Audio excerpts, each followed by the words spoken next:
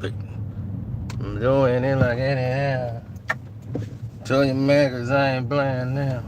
It's a rolling, not a stopwatch. Trick it never stops.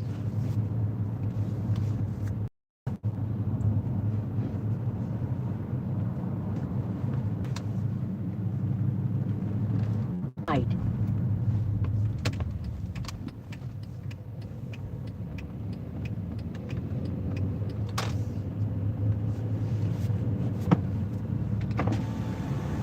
Sorry, we getting situated over here. The Mikey Garcia fight just ended.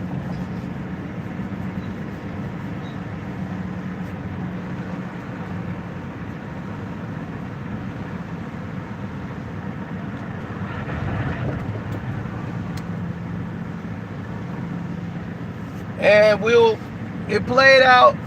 If you saw my prediction video, it played out a lot as my prediction was going on.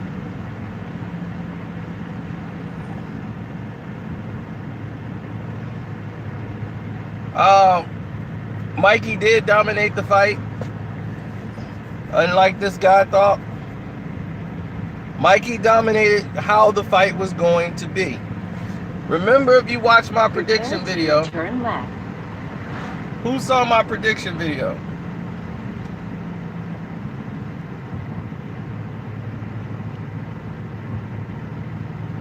Who saw my prediction video?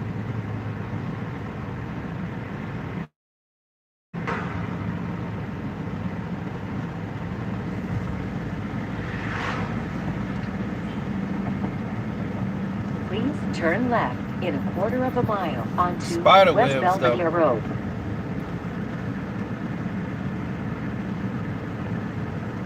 Yeah, I thought, I told you I was rooting for Easter, but I knew Mikey would win. And this fight was going to come down to the experience and the left hook.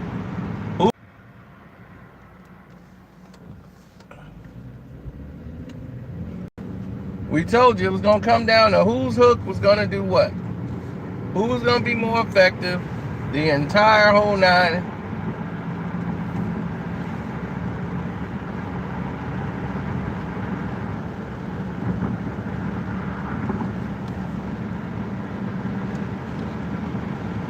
We told you. Now that you saw everything play out the way that it did, let's go over the narratives of the situation. Gotta go to the body if he was Mikey Garcia.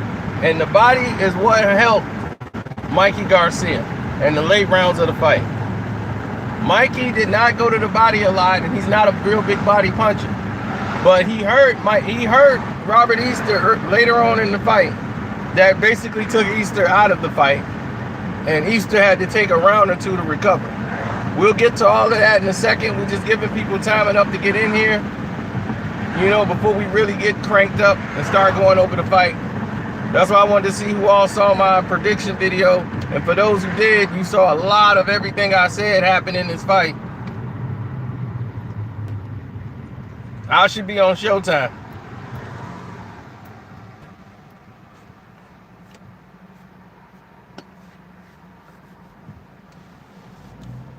Now, from the very offset of the fight went exactly like I told you. This was a contrast of Leonard Hearns in today's modern age.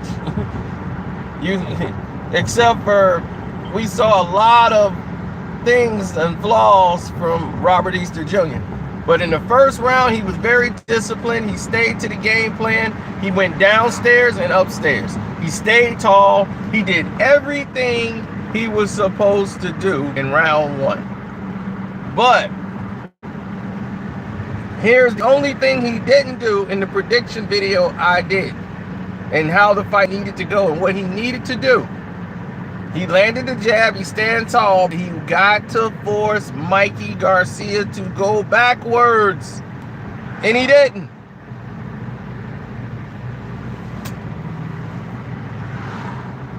It was ineffective aggressiveness. So for an average fan like you who don't understand boxing, You would think Mikey's not in control because Robert Easter was throwing punches. Mikey was in total control, even though he wasn't throwing punches. His pressure, he was there. He was catching things with the gloves, catching punches with his elbows. He was slipping. He wasn't really getting hit. So he's not exerting a lot of energy moving around. The jab that Robert Easter had was snapping. So some would get through, but that would keep Mikey at bay from starting his offense and knock his rhythm off. And that was what he needed. But if you're going to do that, you're going to be in for a long fight, and you're going to have your defense sharp. And Mikey was just like, okay, I'm going to feint him to get close. And that's the problem with Robert Easter. Like I tell you, he telegraphs his punches. And because he telegraphs his punches, they know when they're coming. He knows when the punches are coming. He says, okay, he's gonna punch now. And Mikey, what I tell you, he jumps. When he punches, he jumps out. It's like somebody jumping out of a shell. You don't know when the punches is gonna come. He throws you off with his feints and his rhythm. So you don't know when he's gonna snap. So he'd be pop, pop, pop, pop. And you go, whoa, where'd that come from? And he surprised Robert Easter a lot because Robert Easter got caught up with them feints. When you think Mikey is gonna punch, sometimes he doesn't.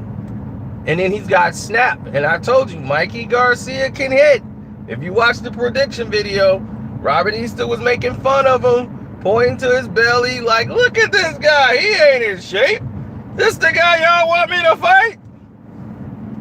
He ain't even in shape. Look at me, I got a six-pack. That's where a lot of blacks go wrong. Just because you got a six-pack, we're naturally born with muscle structure.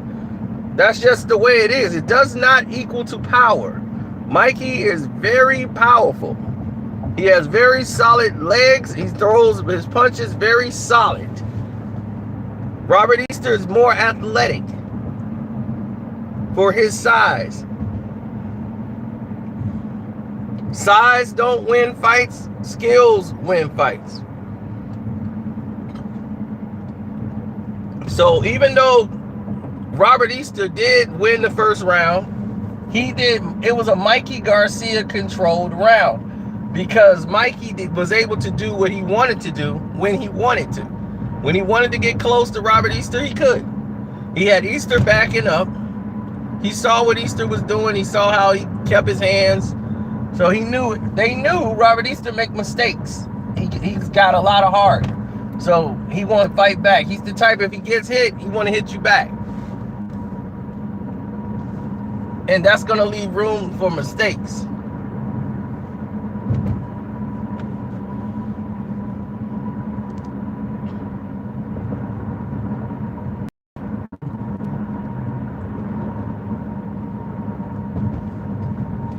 Second round, mistakes started to happen. Mikey Garcia was able to get the right hand home. The jab was landing in the second round a lot better. He was timing it, pop, coming in with a 1-2. And he was getting the respect of Robert Easter in the second round. I gave that round to Easter anyway because he was more active. He was still landing, still staying with the game plan, doing the things he was supposed to do. Going downstairs, going upstairs. He was doing and fighting the fight that he was supposed to do for that night. Then something happened. Round 3, Mikey stepped up the tempo.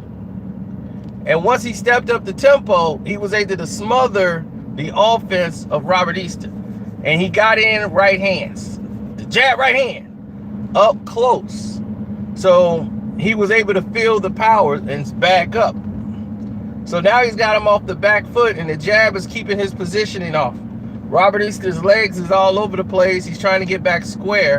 And every time you jab a double jab, as Kami did, and as Fortuna did, he would get off his balance. He would become unbalanced and get off his square. And when he got caught with a right hand and then a follow-up left hook, pop! He was unexpected of that. So when he got hit with the right hand, it buckled him. His knee buckled. His left knee buckled in. And then he was going to answer back because he likes to answer back, and he didn't expect Mikey Garcia to throw that left hook. And it caught him, clipped him right on the chin. Pop! Solid. And he went down because he was off balance mostly. So it was mostly a buzz shot, and he was off balance. Now, in his last couple of fights, Mikey Garcia has taken a lot of punches. I mean, not Mikey Garcia, but Robert Easter Jr. has taken a lot of punishment. Like to the face, and getting hit with shots he's not supposed to be getting hit with.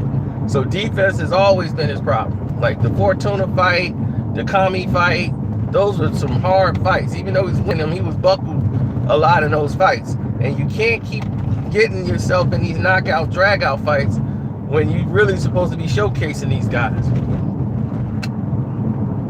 Now, after the knockdown, Robert Easter came right back, and he showed the heart of a champion, and he did what he was supposed to do. He kept his balance, which was very key for him. And I was proud of him. He kept his balance, he kept his poise, and he was trying to get back in the fight by using the high guard. And people think that's a retreat move or trying to protect yourself. It's giving Mikey Garcia another look. But Mikey Garcia has an outstanding amateur background. He's fought every style you could ever imagine. So for him to see this, it was only going to help Mikey, because Mikey's not going to have to chase you down. He's not really throwing body punches, so the high guard can help you, but you got to follow it up and you got to pop out of it with something. So he had the high guard up, because when you do that, you're taking away a fighter's target. He can't really see where he's aiming at. Even though it sounds weird. He was like, man, just go ahead and aim. What do you mean? Certain fighters, especially when they throw punches straight on, they're looking for something to hit. They need a target. They need something to aim at. So if they don't have anything to aim at, they can't see it. They're looking for it, but it's not there. So they won't punch. It will stop them and allow you to get your offense off. But Mikey Garcia is smart. And like I told you, he's seen this stuff before. So he loops the punches over. He starts looping the right hand. Mikey throws a straight punch and he loops. And that's something that they didn't expect. Robert Easter thought that this would take away the straight punch shots of Mikey Garcia because he wouldn't have anything to look at. And then he could surprise him and pop out with his jabs. But Mikey started looping the right hand over and catching him with that. And starting going, and that got Mikey close enough to where he would throw body shots. Mikey Garcia doesn't like to throw that many body shots because of the fact that Mikey Garcia and the amateurs, they don't count body shots. They do now, but for the eternity, they never count body shots as a punch. That's why most amateur fighters come into boxing and start their career, they don't throw body shots. Please keep right in a quarter of a mile onto I-94 east toward Indiana. So now Mikey is you know, solid with 1-2s, everything upstairs. He rarely jabs to the body. He rarely do anything to the body. He normally goes up top, goes up top, goes up top. 1-2s, 1-2-3s, 1-2s, 1-2s. Jab, double jab, right hand. Left hook. See? The double jab, he'll feint, jab, right hand.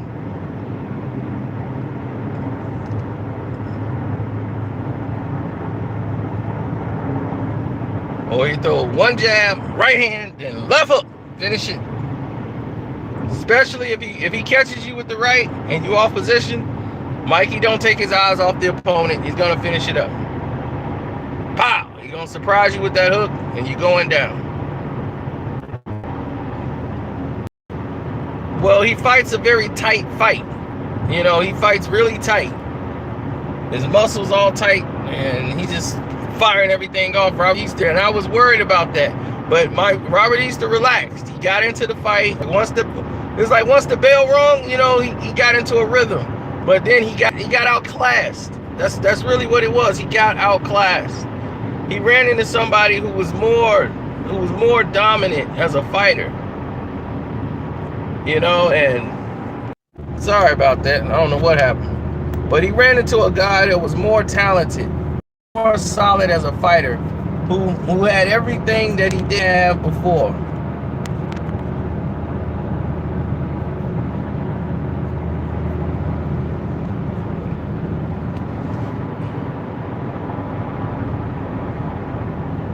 Mikey is basic with skills. He fights a very basic amateur fight. He don't really come out of that shell unless you force him out of it. But Mikey will fight you. But you have to make him comfortable. And Robert Easter didn't do that. He didn't make Mikey Garcia uncomfortable. You got to smother him. You got to dog him. You got to force him to go back. Make him, respect yourself. Respect your punches. He was so worried about being countered with the left hook that he was afraid to let the right hand go at times. When Mikey got close, when he didn't throw that right uppercut. He threw it one time, I think the whole fight. That's one of his major punches when they lean in. He's good at, Robert Easter's really good with that right hook. And then on the inside, he threw the real right hand as a touch shot. He touched him, then tried to finish it with his big left hook. Can't do that. All that tip-tap stuff, showy punches, that's all that AB stuff. That's not going to work.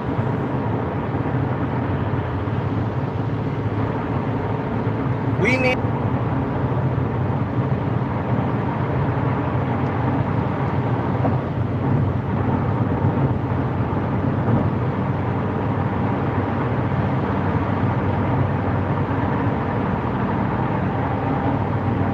Yeah, so the fight was pretty much epidemic at that point. Robert Easter was going to have to land something big to change the fight. And about round 8 or round 9, I think in round 9, that's when the fight really broke out. Like Robert Easter started fighting back after he got caught and just started letting his hands go. He caught Mikey on the end of a good left hook, caught him with a right hand, started letting some punches go, and Mikey caught him with a body shot in the midst of all these punches. He threw a lot and he expended a lot of energy that Mikey Garcia surprised him and surprised the world and surprised me. Everybody was surprised. He went downstairs. He listened to his brother because he went downstairs like pop, pop. I said, whoa, he started his combination off going to the body. Why? Because Robert Easter was going to the high guard. And off a feint, Robert would throw the high guard up. So Mikey would feint and shoot right to the body because he know those hands are going up to protect the head. So Mikey caught him with a 1-2 to the body. He thought Mikey was coming upstairs. I mean, the guy been doing it all night. He went boom, pow, hit a left to the body. The left to the body was so damaging and so surprising to Robert Easter. Robert Easter grabbed his left hand. He grabbed Mikey Garcia's left hand and tied his left hand go. I said, man, if he don't, and Mikey Garcia did not go back and finish it off to the body. He didn't pick up on him. That's because he's not a body puncher. Okay, this is where I gotta close. This is where the fight gonna go on at. They know.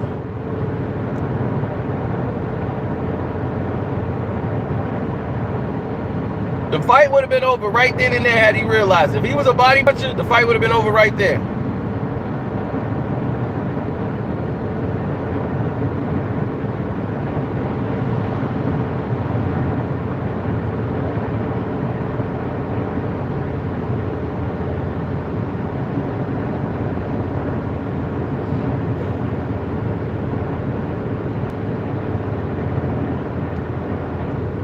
Is John feeling okay?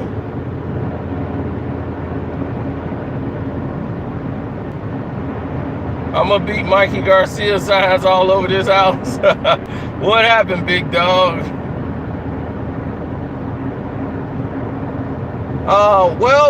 What came as a shock is that Mikey Garcia called on Errol Spence Jr. after the end of the fight. I thought it'd be a split decision, but it was clearly a unanimous decision, and that was the right call, as the fight was pretty much over at this point. I gave Robert Easter like 3 rounds or maybe 4. So a lot of those rounds were close after the knockdown. Like round 6 was close. Round 8 was kind of close. But after that, fight was over. After round 9, that fight was over. And Robert Easter, and he knew he lost the fight. You know, Mikey Garcia called out Errol Spence. He's like, man, this dude is fault. His last 12 opponents have either held a title or were world champions when he fought him. Mikey Garcia haven't been fighting any huff. So,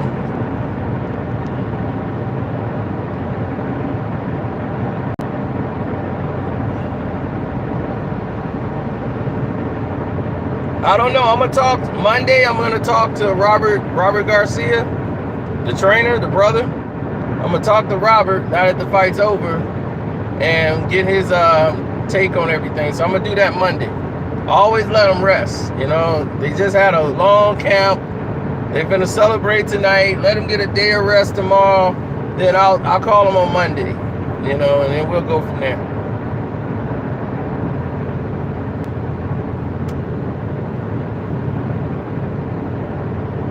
Errol Spence, yeah, he's talking about jumping all the way up to welterweight to fight Errol Spence.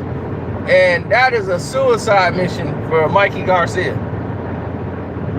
I mean, I admire the heart, but right now, like, bro, you are asking to have your head knocked off your shoulders. You understand what I'm saying? Mikey Garcia is the type of guy that cancel your contract.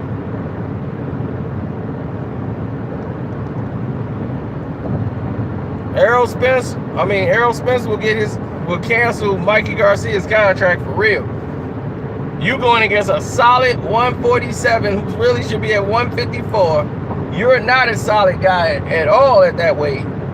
You're not going to be able to bully him. He's going to bully you back. He's going to attack your body. Not with little pull away jabs. He's going to dig some shots into the body. He going to get close to pow, pow, pow, pop it. He's not going to throw up the shoulder roll and not step to you. He going to step to you with it. And he going to box you. I don't think you are.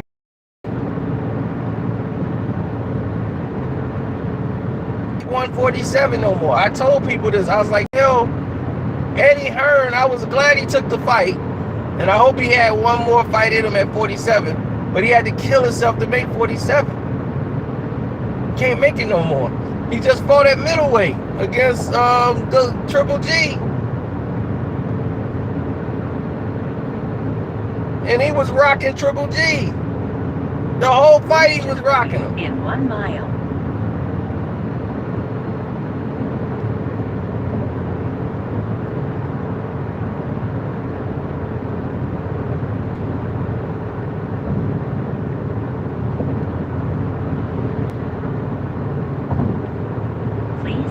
Right onto I-294 south.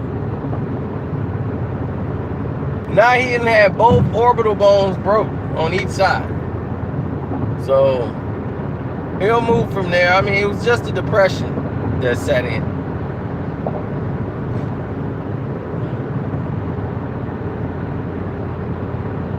Mikael Brook can crack. Keep right. And that's why it looked so weird when they was fighting. But he was cracking them for real. He was breaking them down.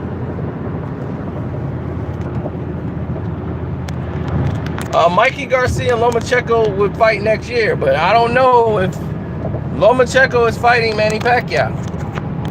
Y'all didn't hear my interview I did with Bob Arum. It's on YouTube. Go check it out. He'll tell you Manny Pacquiao and Lomachenko is gonna fight. That's happening. Lomo's gonna come back and do 2 fights this year, and then next year they're looking at Mikey Garcia. So Lomachenko's gonna be busy, and he's moving up. He ain't sitting back at these lower weights. Now the question is, fighting Lomo. Go listen to the interview, and you'll know if Manny Pacquiao. We talk about everything. Me and Bob Arum went down the whole list. But everything that's coming up in Top Rank, we explained. If Pacquiao's with him, the whole 9.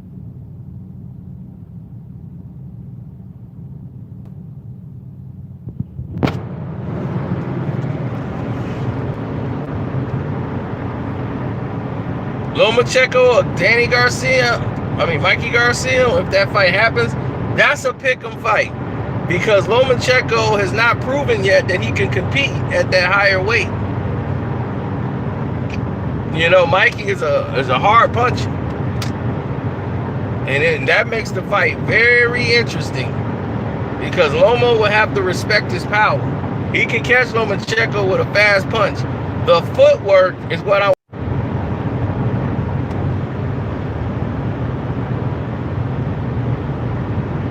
That's the dumbest thing I ever heard in my life. Boxing is better without Floyd. What would Floyd have to do with other fights?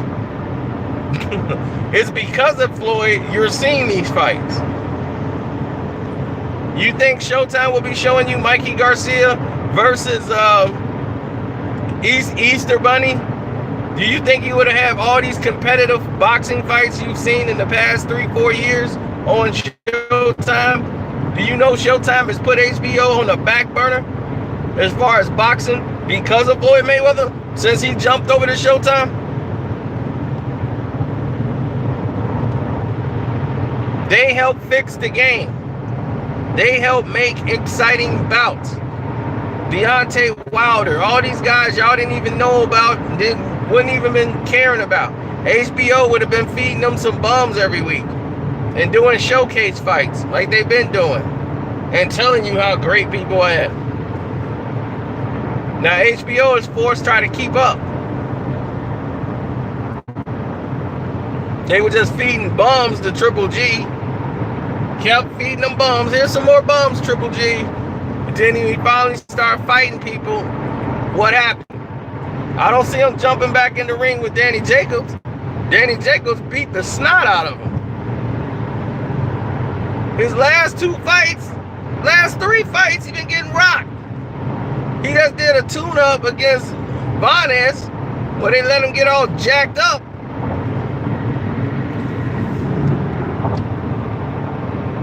Vanez hadn't fought in 2 years.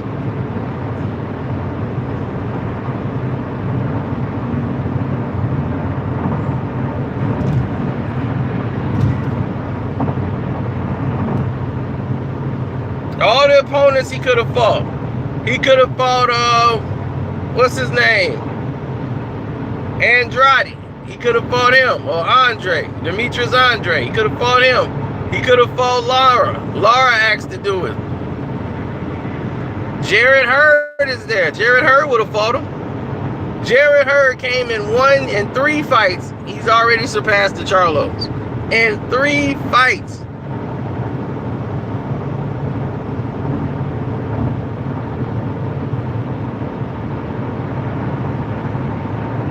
His last 3 fights was Laura, Trout, and my man from Detroit.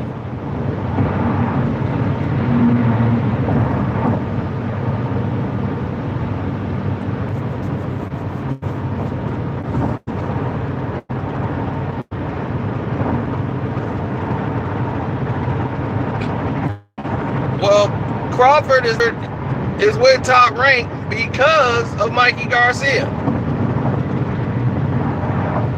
When Mikey Garcia was in the amateurs, he won against Terrence Crawford, and Terrence Crawford beat him once. But I thought Terrence Crawford won both fights, in my opinion. And I told everybody about Terrence Crawford in the amateurs. And I told Cameron Duncan, and he didn't listen to me, because who am I? I'm just some guy. I'm Cameron. You got to get Mikey. You got to get Terrence Crawford. You got to get Terrence Crawford. I told him. He was like, oh, okay. You know, they give you the okay. Mikey Garcia signs with Cameron Duncan. He asked Mikey, is there any other guys out there that's, that I could talk to that you think that's really good? He was like, yeah. Terrence. He gave Mikey Garcia a pick. He kept back then. Terrence switched a lot. He switched from southpaw to conventional, and he was just throwing off Mikey's rhythm with feints, his athleticism, with boxing skills, changing angles, Mikey Garcia, he was giving him a nightmare to fight. He could not deal with Terrence like that. Terrence ain't really changed like that in a while, but that's a nightmare to deal with. Why? Because Terrence Crawford's confidence level is very high. Terrence Bud Crawford has believed that he can whoop anybody in that boxing ring. It's very high.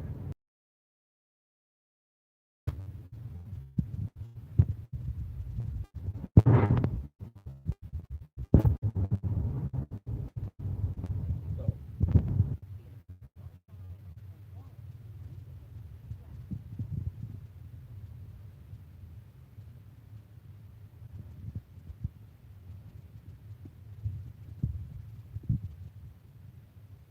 yeah, I mean, I'm very proud of both fighters tonight. They gave it their all.